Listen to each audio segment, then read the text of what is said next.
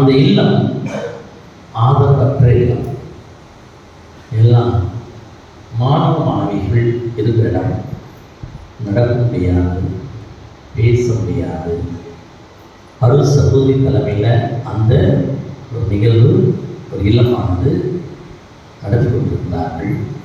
நிறைய கெஸ்ட் வெளியூர்களெல்லாம் வருவார்கள்.